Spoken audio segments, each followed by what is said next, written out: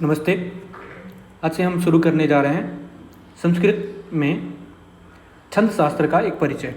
अब देखिए, यह जो कक्षा होगी संस्कृत छंद से रिलेटेड, यह कक्षा आपके KVS TGT और TGT से रिलेटेड जो भी परीक्षाएं हैं आने वाले समय में, आगामी समय में, सभी कक्षा के लिए, सभी उसके लिए बहुत अधिक महत्वपूर्ण, प्रतियोगी परीक्षा के लिए बहुत ही महत्वपूर्ण, और यह एक छंद की कक्षा आपके संपूर्ण रूप से छंद को बहुत स्ट्रॉन्ग कर देगा। और अगर आप पहले से पढ़े हुए हैं तब और आपका स्ट्रॉन्ग हो जाएगा।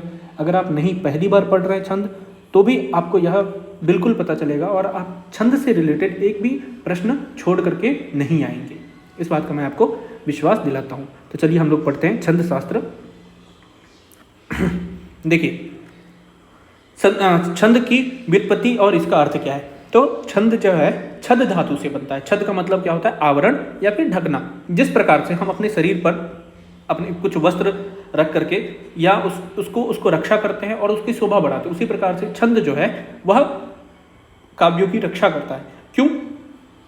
क्योंकि इसे गाने योग्य बनाता है। जैसे मान लीजिए, अगर किसी ने कहा त्वमेव माता च पिता त्वमेव, ऐसे मान लीजिए बोला त्वमेव माता च पिता त्वमेव बंधु च सखा, तो कोई अच्छा नहीं लगेगा, उतना देर तक नहीं पढ़ पाएगा। परंतु त्वमेव माता च पिता त्वमेव बंधु च सखा त्वमेव, तो इस प्रकार से बहुत अधिक देर तक पढ़ सकता है। तो इसीलिए गाने योग्य बनाना, तो उसमें शोभा बढ़ाया जाता है। तो अभी देखिए इसकी ऐतिहासिक पृष्ठभूमि क्या है। तो आचार्य पिंगल के द्वारा छंदा सूत्रम एक पुस्तक लिखा गया था। उस पुस्तक में इन्होंने छंद के बारे में विस्तृत रूप से वर्णन किया। आचार्य पिंगल को छंद का जनक माना जाता है।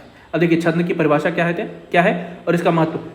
चित्त आह्लाद जनकम छंद, अर्थात जिसे पढ़कर या सुनकर मन आनंदित हो जाए उसे हम छंद कहते हैं। उसके साथ में वेदांग, जो 6 वेदांग है, उसमें पाणिनि शिक्षा के अनुसार छंदा पादोतु वेदस्य, इस प्रकार से जो छंद है वेद पुरुष के पैर माना जाता है। क्योंकि बिना छंद के गीत काव्य जो है गति संभव नहीं है। मतलब जिस प्रकार से हम बिना पैर के चल नहीं सकते, उसी प्रकार से काव्य जो है बिना छंद के चल ही नहीं सकता, आगे बढ़ ही नहीं सकता है। इस प्रकार से उन्होंने बताया। देखिए छंद के मुख्य प्रकार, छंद के 2 मुख्य प्रकार है। कौन कौन सा? एक मात्रिक छंद, एक वर्णिक छंद। देखिए सबसे पहले तो हमने बोला छंद क्या होता है, तो छंद के बारे में हम समझ गए। अब छंद के प्रकार के बारे में हम जानते हैं। तो कौन कौन सा छंद? मात्रिक छंद और वर्णिक छंद।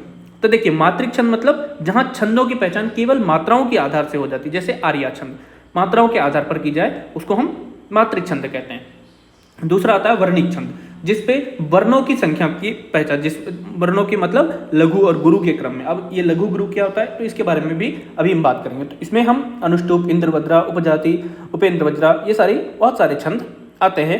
अधिकतर वर्णिक छंद आपको संस्कृत में देखने को मिलेगा। आगे देखिए, अब जैसे हमने लघु और तो मात्रा का ज्ञान हमें सबसे पहले जानना होगा। क्या होता है मात्रा का ज्ञान? तो देखिए छंद शास्त्र में मात्राओं के 2 भेद हैं। जिस प्रकार से छंद का भी 2 भेद था, उसी प्रकार से मात्राओं का भी 2 भेद है। एक है लघु, जो यह दर्शाता है कि जैसे हर्ष अ है, ई है, उ है, री है, ली है, इस प्रकार से जो वर्ण है इसमें कौन सा क्या लगेगा? 1, मतलब इस प्रकार की मात्राएं लगती है। इसको हम 1 बोल लीजिए या ऐसे कर लीजिए, कोई दिक्कत नहीं है। दूसरा होता है गुरु, इसमें एस टाइप का, एस जो होता है ना, ये जो है ना इस प्रकार। अब देखिए इसमें क्या होता है? आ, ई, उ, री, ए, ऐ, ओ, औ वाले छंद जो दीर्घ स्वर है, इसके अतिरिक्त क्या क्या लगेगा? देखिए अनुस्वार युक्त वर्ण, विसर्ग युक्त वर्ण और संयुक्त अक्षर से ठीक पहले वाला जो वर्ण है, इतना ध्यान रखिएगा, संयुक्त अक्षर से पहले वाला जो वर्ण है वो भी इसी में आता है। अब आपको समझ में आ गया? क्या समझ में आ गया? देखिए स्वर के साथ में ही व्यंजन मिलता है, स्वर मिलने के बाद में ही व्यंजन बनता है। तो व्यंजन का तो कोई जरूरत है नहीं यहाँ पे हमें जानने का। स्वर का हम जान लिए तो स्वर से ही हम सारा लगा लेते हैं। और देखिए पाद के अंतिम में आवश्यकता अनुसार हम वहां पर प्रयोग करते हैं, वहां पर आगे देखेंगे हम। तो छंद के प्रमुख अंग क्या क्या है? तो कहते हैं छंदा पाद ज्ञेयः पादश्चतुर्थांशः। हमें मतलब कि छंद में जो श्लोक होते हैं, श्लोक में 4 पाद होते हैं। अब एक चतुर्थांश मतलब एक जो पाद होता है, पहला जो पंक्ति होती है, उस पंक्ति को मतलब कि चतुर्थांश, श्लोक का चौथा अंश मतलब पहला पाद, तो उसको हम क्या कहते हैं? चरण कहते हैं।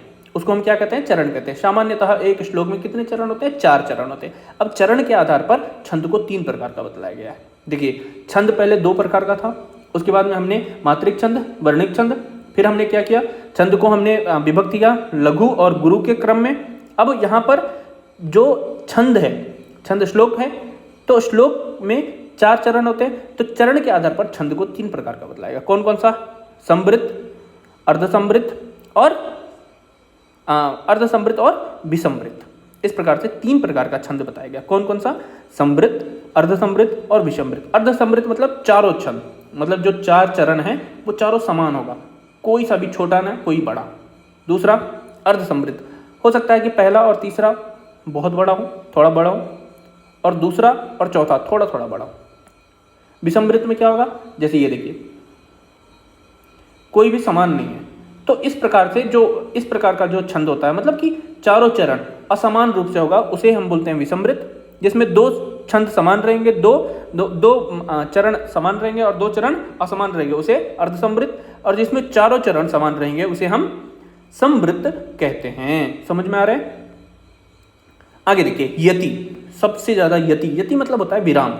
अब आप कहाँ रुकते हैं, जैसे मान लीजिए त्वमेव माता च पिता त्वमेव बंधुश्च सखा त्वमेव, अगर मैंने ऐसा बोला, या मान लीजिए ये कर्पूर गौरम करुणावतारम संसार सारम भुजगेंद्रहारम, म पे मैंने रुका ना, मैं रुक रहा हूँ। इसका मतलब है क्या है, इसका मतलब है जहाँ सांस लेने के लिए रुका जाता है उसे हम विराम कहते हैं। इसके भी बहुत सारे सांकेतिक अर्थ दिया गया है, जैसे सूर्य मतलब 12, मुनि मतलब 7, वेद मतलब 4, और गण बहुत ज़्यादा महत्वपूर्ण है। गण यहाँ पर आते हैं त्रिवर्णात्मको गणः, त्रिवर्णात्मको गणः। इसके हमें याद करने का एक ही सूत्र है, यमाता राजभान सलगा। देखिए य माता 1 गण हो गया, मातारा 2 गण हो गया, तार राज 3 गण हो गया, राज भा 4, ज भा 9 5, भा 9 स 6, 9 स ल 7 और स ल गा 8। और ये है लघु और ये है ग गुरु, इसको हम बोलते हैं लघु, और ये जो हो गया आपका गुरु। इस प्रकार से होता है। अब देखिए इसमें हम ना कुछ आपको इसके बारे में बता देते हैं, यमाता राजभान सलगा में कैसे होगा। देखिए य लघु है, माँ दीर्घ है, ता दीर्घ है, रा दीर्घ है, ज लघु है, भा दीर्घ है, न लघु है, स लघु है, और ल लघु ही है, और ग दीर्घ है। तो इसी प्रकार से ही प्रयोग होगा, समझ रहे हैं? और इस प्रकार से जब आप प्रयोग करेंगे तो बिल्कुल आप छंद को बहुत अच्छे तरीके से जान जाएंगे। आप सभी का बहुत बहुत धन्यवाद। नेक्स्ट क्लास में हम जानेंगे कि अनुष्टुप छंद क्या होता है इत्यादि के बारे में। धन्यवाद।